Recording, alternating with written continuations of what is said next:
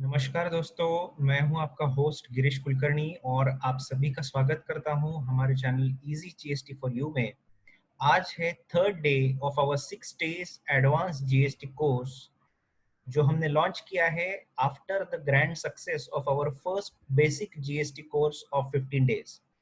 Without wasting any time, I am directly coming to the topic of today's discussion, and that is job work under GST, its provisions and procedures. तो आज हम लोग दोस्तों job work से related जो भी law में provisions है और उसके रिलेटेड जो भी प्रोसीजरल पार्ट है उसके बारे में डिस्कस करना चाहते हैं। तो बेसिकली जॉब वर्क ये प्रोसेस होती क्या है, तो समझ के चलो कि कोई मैन्युफैक्चरिंग प्लांट है और मैन्युफैक्चर करता है वो एक सर्टेन कमोडिटी को। तो सर्टेन कमोडिटी मैन्युफैक्चर करने के लिए there are back to back let's say 6 or 7 procedures which are to be undertaken to manufacture that particular product.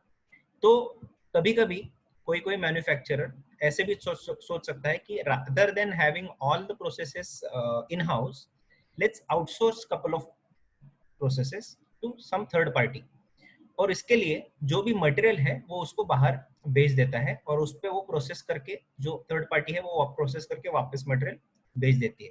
तो जीएसटी में इसके रिलेटेड कुछ कंडीशंस इंसर्ट की गई है।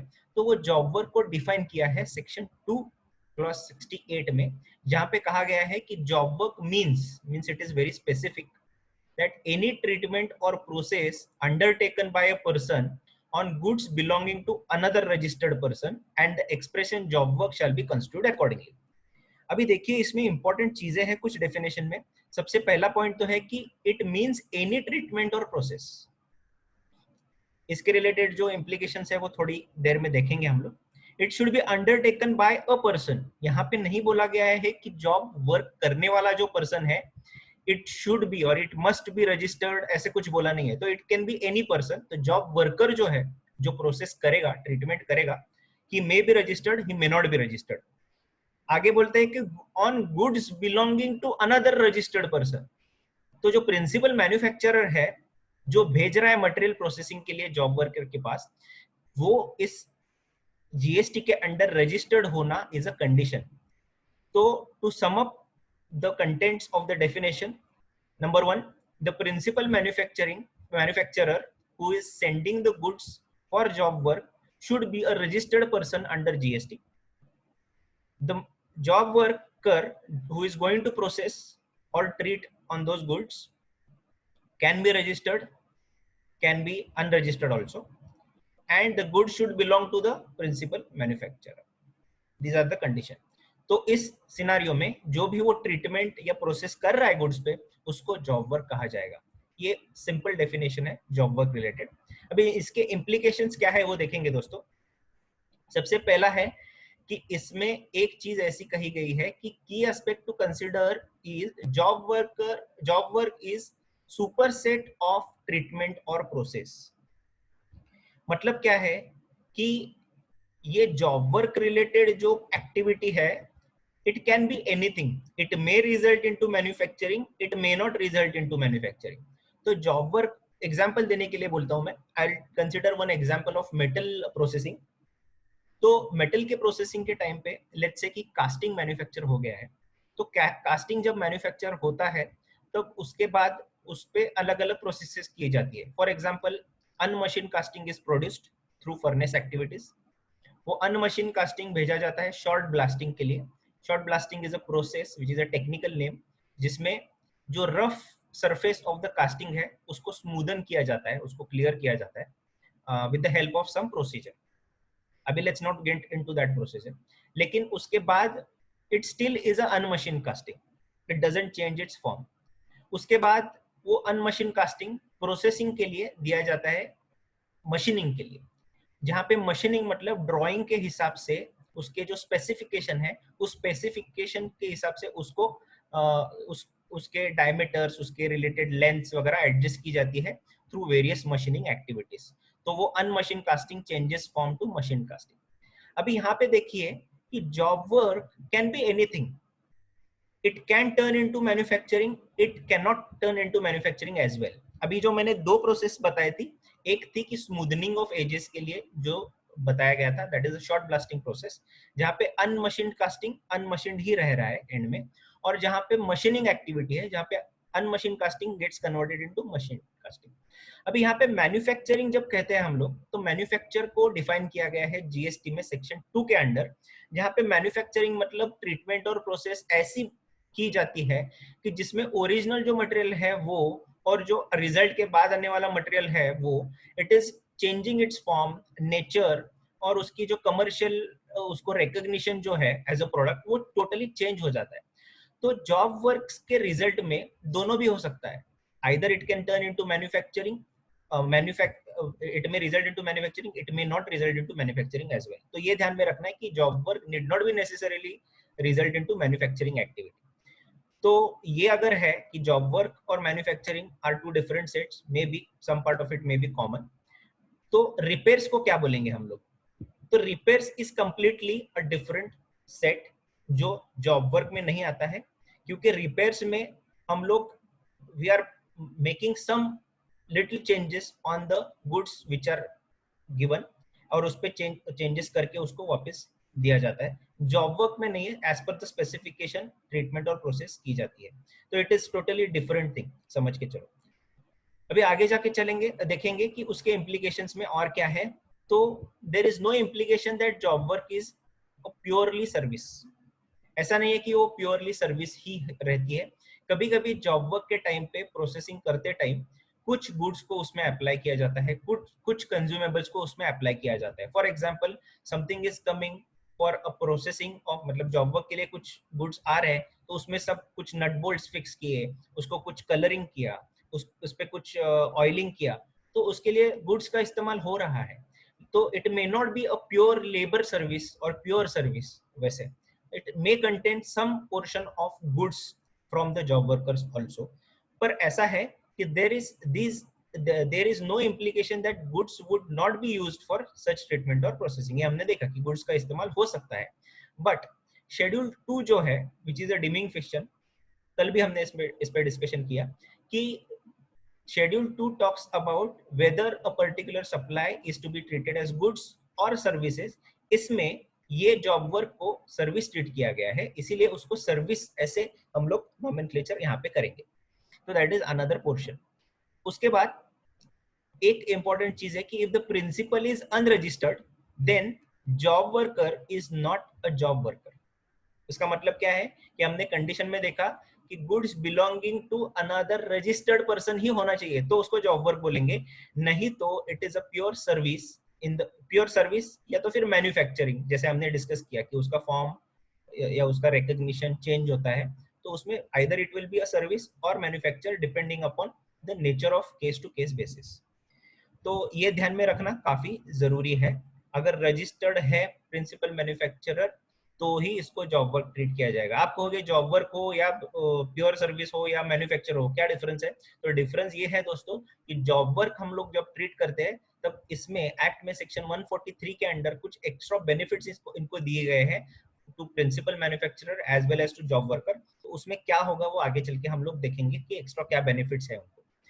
तो इसमें हम लोग पहले तो जॉब वर्क के प्रोसीजर्स देखेंगे, प्रोसीजरल एस्पेक्ट पे क्या क्या रिक्वायर्ड है, क्या क्या करने की जरूरत है, वो वन बाय वन हम लोग देखेंगे।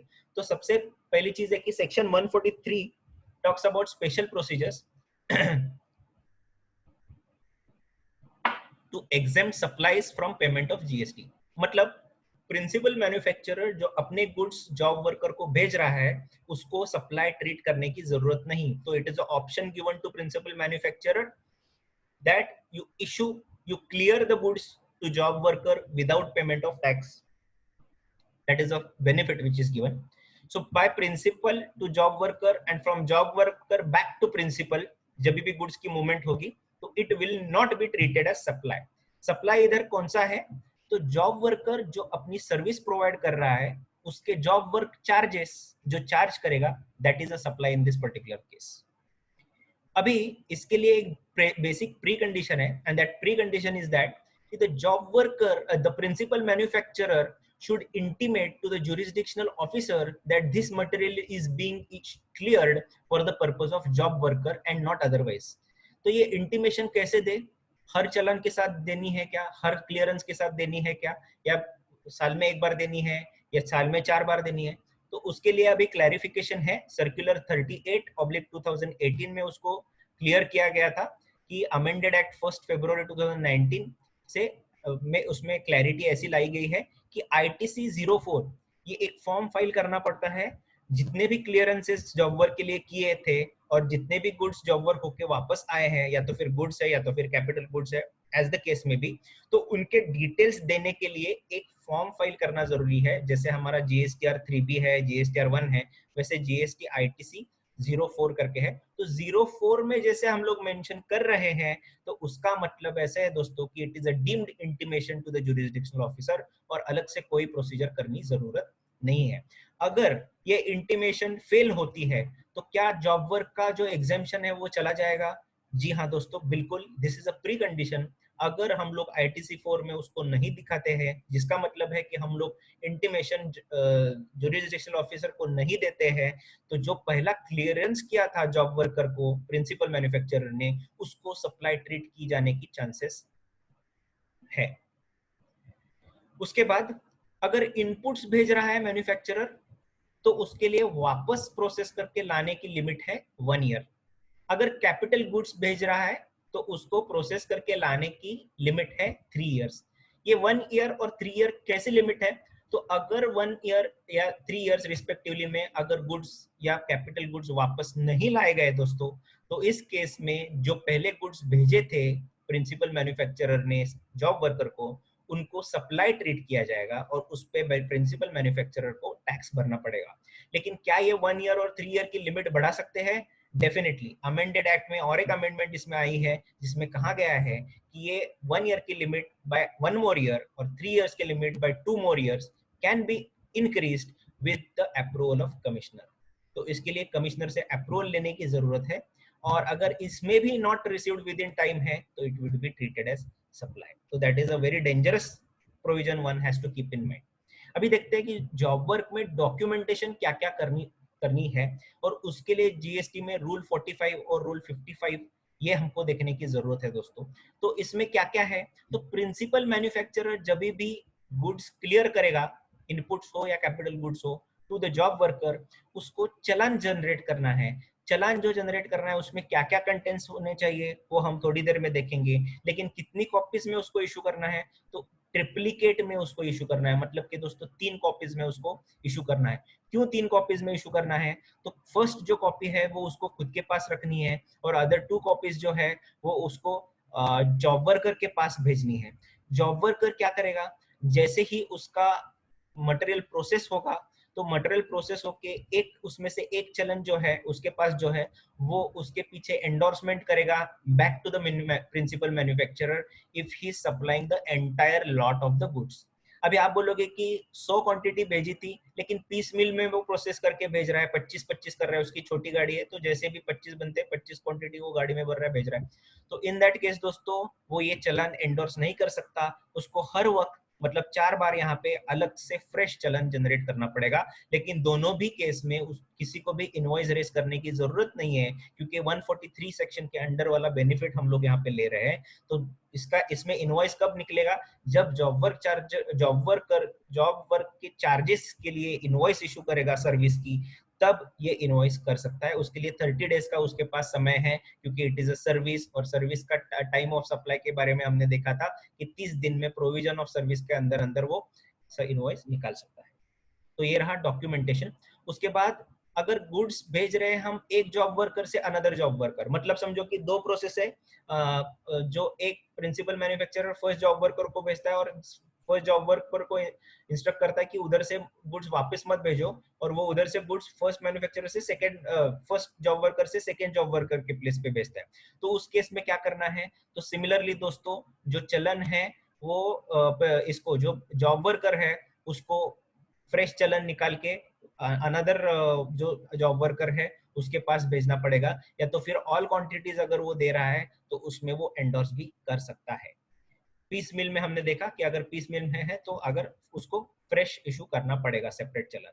और ये जो भी चलन इशू हो रहे हैं वो दोस्तों टेबल 13 GSTR 1 में दिखाना काफी जरूरी है, क्योंकि उसको रिकंसाइल जब हम लोग करेंगे तब वो it should match with GSTR1 के table 13 for the entire year. ये सब डॉक्यूमेंटेशन का रिस्पॉन्सिबिलिटी किस पे है मेजरली? तो majorly on the principal manufacturer, few on the job worker, in terms of जो एंडोर्स कर रहा है चलन वापस, ये तो फ्रेश चलन इशू कर रहा है, उस टाइम पे डॉक्यूमेंटेशन की रिस्पॉन्सिबिलिटी जॉब वर्कर पे रहेगी। अभी डिलीवरी चलन में क्या क्या होना चाहिए फटाफट देखते हैं दोस्तों। Date and number of delivery challan, जैसे टैक्स इनवॉइस के केस में है वैसे ही है। Name address of GSTN of the consignor consignee, HSN code and description of the goods, goods जो भेज रहे हैं उसका HSN कोड आना चाहिए और डिस्क्रिप्शन आना चाहिए। क्वांटिटी आनी चाहिए, अगर लूज क्वांटिटी है या तो फिर नॉट पॉसिबल है तो टेंटेटिव क्वांटिटी तो उसमें एग्जिट प्रोविजनल बेसिस पे आनी चाहिए। उसके बाद टैक्सेबल वैल्यू भी आनी चाहिए, तो वो टैक्सेबल वैल्यू प्रिंसिपल मैन्युफैक्चरर जो भी टेंटेटिव लेवल पे है वो भेज सकता है, या तो फिर अगर परचेस किए हुए मटेरियल डायरेक्टली भेज रहा है वैसे के वैसे, तो वो परचेस के इनवॉइस में जो वैल्यू है वो भी उधर डाल सकता है।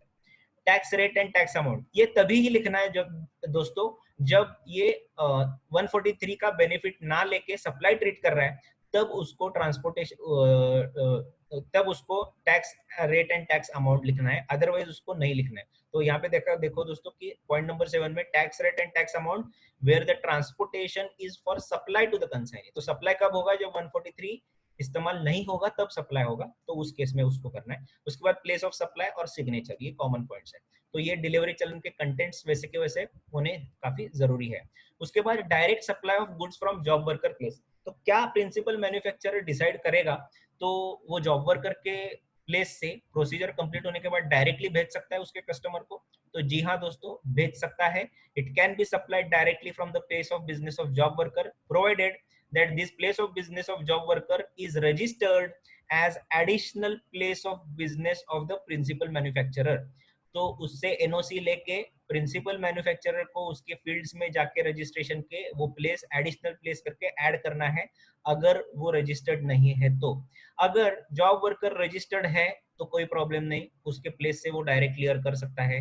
या तो फिर the principal is engaged in the supply of notified goods, वो नोटिफाई होंगे जो गुड्स, उसमें उसको अलग से एडिशनल प्लेस करके डालने की जरूरत नहीं, उधर से डायरेक्ट क्लियर कर सकता है। अभी देखो परम्यूटेशन एंड कॉम्बिनेशन हमने निकाले तो क्या क्या हो सकता है। Let's assume that here is a principal manufacturer, he is sending the goods to job worker, supply of inputs oblique capital goods without payment of tax, तो यहाँ पे सप्लाई नहीं ट्रीट किया जाएगा, ओनली अंडर चलन he is making this movement. इसके बाद दो पॉसिबिलिटीज है, तीन पॉसिबिलिटीज है। एक, यहाँ से वो एक्सपोर्ट करेगा direct, supply without payment of tax, it is a zero rated supply. या तो फिर वो supply of goods on payment of tax customer को करेगा, जो भी लोकल है डोमेस्टिक है वो। या तो फिर कंप्लीट होने के बाद वो वापस भेजेगा प्रिंसिपल को। ये हो गया तीन अलग अलग सिनारियोस, तीनों भी वो ऑप्ट कर सकता है। या तो फिर और क्या हो सकता है, वो फर्स्ट जॉब वर्कर से सेकेंड जॉब वर्कर को भेज रहा है, तो that is again supply of inputs oblique capital goods without payment of tax under section 143, और उधर से वो एक्सपोर्ट करेगा, उधर से वो डोमेस्टिक मार्केट में सेल करेगा, या उधर से वो वापस अपने प्लेस ऑफ बिजनेस पे लेगा। लेकिन ये सब करने के लिए लिमिट है, इनपुट्स के लिए 1 साल और कैपिटल गुड्स के लिए 3 साल। ये पूरा आपके सामने flow chart job work procedure related है। अभी इसमें से इश्यूज क्या है देखेंगे, इंपॉर्टेंट इश्यूज इंटरकेस्ट्रीज। तो फर्स्ट है कि waste and scrap generated at job works premises. तो देखिए कि प्रोसेसिंग के लिए गुड्स भेजे हैं, तो गुड्स प्रोसेस करते टाइम जैसे मैंने मेटल का एग्जांपल लिया था, तो मेटल में जो स्क्रैप जनरेट होता है, टर्निंग है, बोरिंग है, तो वो स्क्रैप जो जनरेट करते हैं वो मेटल ही है, तो उसको भी स्क्रैप को वैल्यू रहता है दोस्तों। तो वो उसको क्या कर सकते हैं, तो प्रिंसिपल मैन्युफैक्चरर उस जॉब वर्कर के प्लेस से उसको क्लियर कर सकता है एज अ सप्लाई, और वो सप्लाई करके कस्टमर को उधर से बिलिंग करके बेच सकता है। अगर जॉब वर्कर भी रजिस्टर्ड है तो वो भी उसको सप्लाई करके बेच सकता है। Depends upon the terms which are decided between job work and the principal manufacturer कि कैसे होने वाला है। अभी एक्सचेंज ऑफ स्क्रैप है क्या ये, तो देखिए दोस्तों कैसे है। एक मेटल का यही केस कंटिन्यू करते हैं कि ए से बी को जा रहा है, A is a principal manufacturer, B is a job worker. तो प्रिंसिपल बोलता है कि ये मैं मटेरियल भेज रहा हूँ 100 केजीज का मटेरियल प्रोसेस करो, उसमें पर 100 पर केजी में आपको ₹50 जॉब वर्क चार्जेस दूंगा, ये डिसाइड किया। अभी उसको समझता है कि ₹50 के जब प्रोसेस 100 केजीज का जो प्रोसेसिंग हो रहा है उसमें पर 100 केजीज 10% स्क्रैप जनरेट हो रहा है। तो 100 पे 10% 10 किलो का स्क्रैप जनरेट हो गया। तो स्क्रैप का वैल्यू वो बोलता है कि ठीक है, आप जो भी अपना आपका ₹50 पर केजी का रेट डिसाइड हो गया है, उसके बदले 50 माइनस जो ₹10 स्क्रैप का है वो डिडक्ट करके ₹40 का मैं बिल आपको रेज करता हूँ, ऐसे जॉब वर्क बोलता है चार्जेस। तो ऐसे अलाउड है क्या दोस्तों? तो the answer may not be yes, because यहाँ पे देखिए दोस्तों कि यहाँ पे जॉब वर्क सर्विस का सप्लाई कर रहा है, और in terms of scrap material manufacturer job worker को स्क्रैप का सप्लाई कर रहा है। तो it should not be netted off, the job worker should bill for entire ₹50 and the principal manufacturer should bill for the scrap of ₹10, और दोनों अलग अलग ट्रांजेक्शन दिखने चाहिए। बट यूजुअली इंडस्ट्री में इसको नेट किया जाता है, saying that there is no loss to the revenue, but as far as the procedural part is concerned, according to me both the transactions should be shown as a separate supply। दूसरा issue है कि amortization of capital goods issued free of charge। अभी ऐसा है कि principal कुछ उनके customization के हिसाब से मैन्युफैक्चर जॉब वर्क करवा के लेना चाहता है जॉब वर्कर से, तो प्रिंसिपल सेंड करता है certain capital goods in form of moulds, dies, jigs and fixtures और टूल्स। ये इस्तेमाल करके ही वो मैन्युफैक्चरिंग हो सकता है, ऐसे वाले वो टूल्स बेचता है। तो these are used in the process, और वो कुछ सम यूनिट्स के कंजम्पशन के मैन्युफैक्चरिंग के बाद जॉब वर्कर जब फ्यू लेट्स से कि एक जिग या एक डाई बनाई है या एक फिक्सचर बनाया है, it is applicable for 10,000 number of units. तो 10,000 यूनिट्स जब प्रोसेस करेगा जॉब वर्कर, तो उसको वो खत्म हो जाएगा उसका लाइफ, जो वर्केबल लाइफ है। तो वहां पे ही वो रहेगा, वहां पे ही जॉब वर्कर के प्रीमाइसेस पे भी ही रहेगा, और वो जैसे जैसे प्रोसेस करेगा वो एक दिन खत्म हो जाएगा, यूज पूरा वेयर एंड टेयर उसका खत्म पूरा हो जाएगा। तो इस केस में दोस्तों ये जो 1 ईयर और 3 ईयर का हमारा लिमिट है उसमें वो वापस नहीं आ रहा है दोस्तों। तो ऐसे अलाउड है क्या? तो yes, moulds, dies, jigs and fixtures के केस में ये 1 ईयर और 3 ईयर का पीरियड एप्लीकेबल नहीं है। और ये moulds, dies, jigs and fixtures के बारे में हमने एक सेपरेट वीडियो भी किया है उसका वैल्यूएशन एस्पेक्ट से, तो अगर आप इंटरेस्टेड हो तो वो भी देख सकते हो। I am just briefing you here कि क्या इशू है। कि सेक्शन 15 वैल्यूएशन ऑफ सप्लाई में हमने ये देखा था कि अगर if some part which the supplier is suppose to supply the okay, जो सप्लायर के कॉन्ट्रैक्ट में सप्लायर ने कुछ सप्लाई करना चाहिए, बट जो रिसिपिएंट है मतलब यहाँ पे प्रिंसिपल मैन्युफैक्चरर है, वो उसको सप्लाई कर रहा है instead of supplier arranging from his end. Job worker जो supplier of job work charges है वो खुद अरेंज कर रहा है, तो उस केस में उसका वैल्यू ऐड होना चाहिए। खुद करना चाहिए था बट मैन्युफैक्चरर ने सप्लाई किया, उसका ऐड करना चाहिए। तो वो ऐड करना चाहिए कि नहीं करना चाहिए, इस पे एक डिबेट था। तो इस पे सर्कुलर आया हुआ है, सर्कुलर पे हमने एक डिटेल वीडियो बनाया, वो देख सकते हो आप। But to some of the issue, circular के हिसाब से it depends upon the contract between the manufacturer and the job worker. The principal manufacturer and job worker में क्या डिसाइड हो गया था कि ₹100 is the let's say job worker charges, लेकिन मैं टूल आपको दूंगा और आप 100 की जगह पे ₹95 का चार्ज लगाओ, तो कोई वैल्यूएशन अलग से ऐड करने की जरूरत नहीं है। अगर ऐसे डिसाइड हो गया था कि ये आप मैन्युफैक्चरर करो, इसके लिए जो भी टूल्स लगते हैं आप बाहर से अरेंज करो और मुझे ₹100 का चार्ज दे दो, लेकिन वो अरेंज नहीं कर पाता है, और ये बंदा जो प्रिंसिपल मैन्युफैक्चरर है वो टूल अपने फैक्ट्री से भिजवा के उसको हेल्प करता है, तो इन दैट केस दैट उसका जो वैल्यूएशन है उसमें उसका इम्पैक्ट आना चाहिए। तो it depends upon the contractual terms between the manufacturer as well as the job worker. तो ये था इशू दूसरा। अभी तीसरा इशू करेंगे डीम्ड सप्लाई, कि जो 143 और 144 का जो डीम्ड सप्लाई है, मतलब क्या कि रिस्पेक्टिव टाइम में अगर गुड्स भेजे नहीं है तो जो पहले गुड्स क्लियर किए थे उसको डीम्ड सप्लाई माना जाएगा, और उसको उस दिन से सप्लाई माना जाएगा जिस दिन ओरिजिनली वो क्लियर किए थे, मतलब 1 साल के पहले या 3 साल के पहले कैपिटल गुड्स के केस में। तो जब हम लोग एनुअल रिटर्न फाइल कर रहे हैं तब ऐसे सब ट्रांजैक्शन आइडेंटिफाई करके हमको टेबल 16B में दिखाने, तो it is a really a challenge that कि इसको आइडेंटिफाई कैसे करें, और इसके लिए पूरे रिकॉर्ड्स चेक करके देखने की जरूरत है कि इनवर्ड आउटवर्ड डेट्स क्या थी रिस्पेक्टिव मटेरियल एंट्री वाइज. तो it is a very difficult task. That is another issue. One has to keep such records that the auditor will be in a position to identify such cases at the time of audit report, as well as the assessee himself should disclose that information in table 16B of the GSTR 9. तो ये थे दोस्तों job work related जो भी provisions है और procedural part है वो सब. I hope that this video will help you to clear the understanding around the area of job work procedures in GST. If you like the video, please hit the like button, share it with your friends, and do feel free to comment on the videos your views about this video. Please subscribe to our channel Easy GST for You and press the bell icon to get the latest updates. Thank you so much from Team Easy GST for You.